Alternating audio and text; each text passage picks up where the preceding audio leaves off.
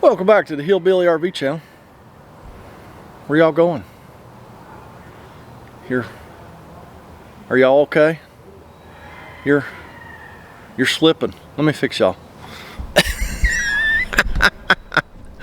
Oh, I think that's the knob that fixes that. Okay. Welcome back. Glad y'all ain't slipping away anymore. Now, there's some guys over here doing some excavation.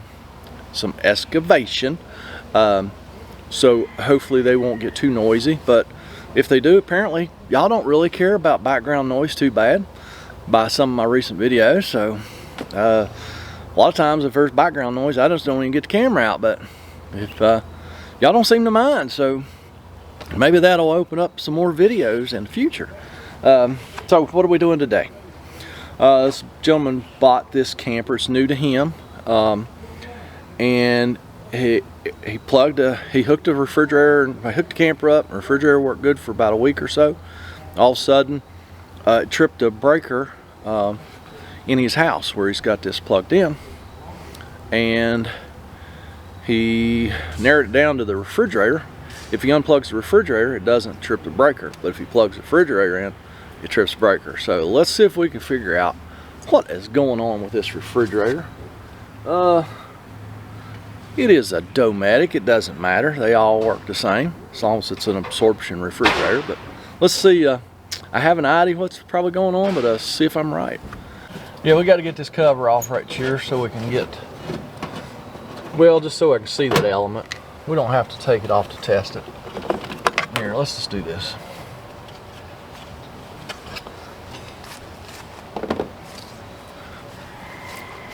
Before we even access it, let's get it unplugged from the board. Just follow the wires over here from the heating element to the board. Oh, I gotta go get needle nose pliers. Y'all hang tight. All right, we got my needle nose pliers, and yes, they started their excavator up over there.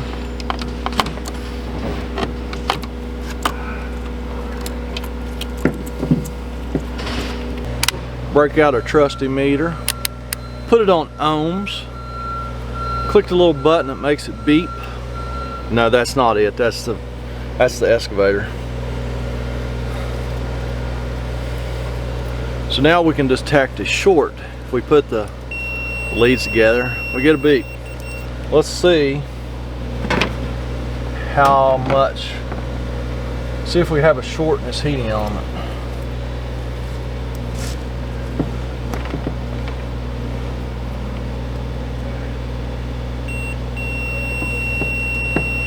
Yes, it's about 42 ohms. I think that's really high. I think it should be like 17. Let me go get a new heating element and check it. Here is a brand new one. Let's see what the resistance is on it.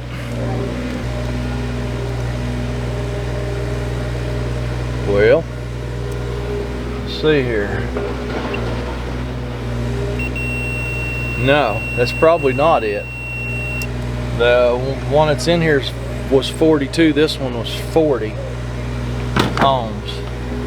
So that is probably not our issue. And it does make the beep go off too. So yeah, the only difference of 2 ohms.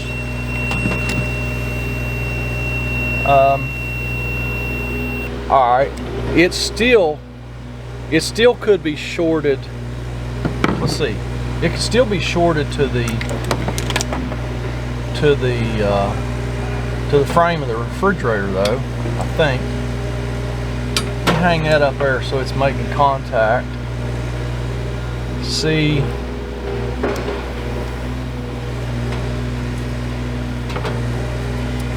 yeah, we're getting nothing there. Nothing there. Let's see about the one that's installed here.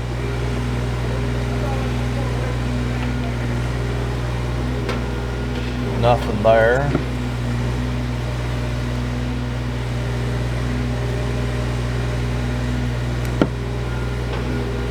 Nothing there. Well, it ain't the heating element. Something else shorted. Well, I am gonna have to access this.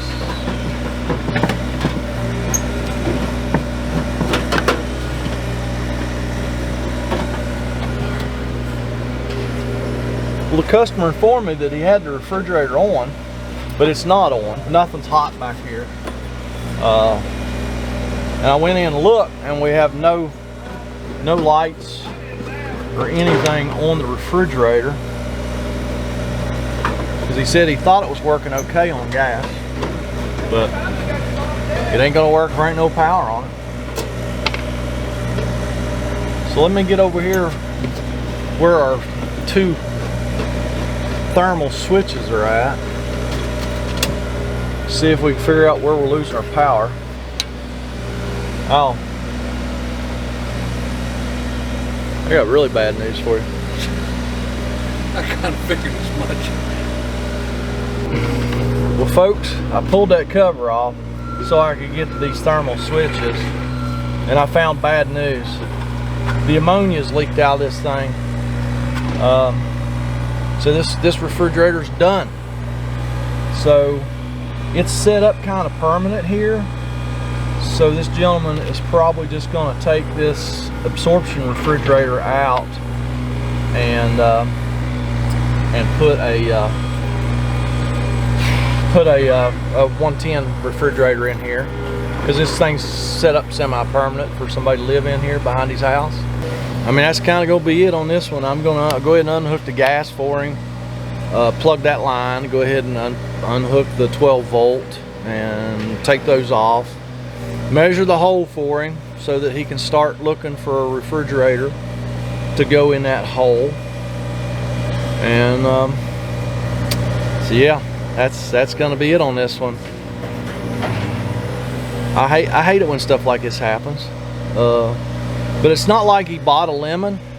He said that he bought the camper, hooked it up here, and the fridge worked fine for a week or so. So it wasn't the previous owner, you know, trying to take advantage of anybody. It just happened.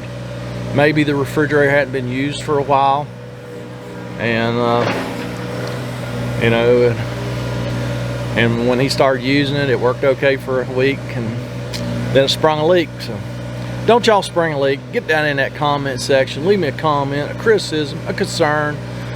And still don't know why this refrigerator was tripping that breaker.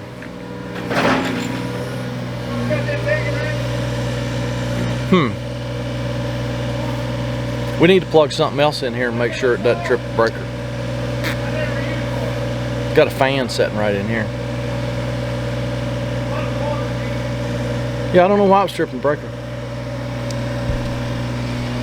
And we got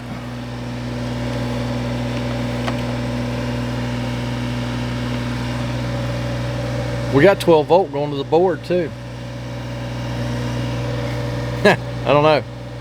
I got no display lights, no interior light, no nothing inside this refrigerator, so I don't really know what was going on here. I'm gonna plug something into this outlet, make sure. I'm gonna go get my tester, test this outlet. Y'all wanna see that? Really? All right, let me go get my tester. Plug my polarity tester. Let me plug a heat gun in here. See if it trips the breaker.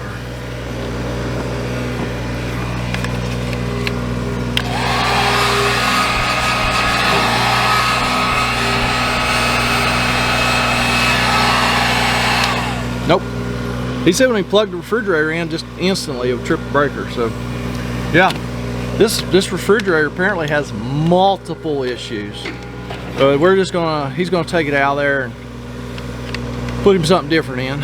So yeah, I told him all you have to do is, I'm gonna plug the gas line for him.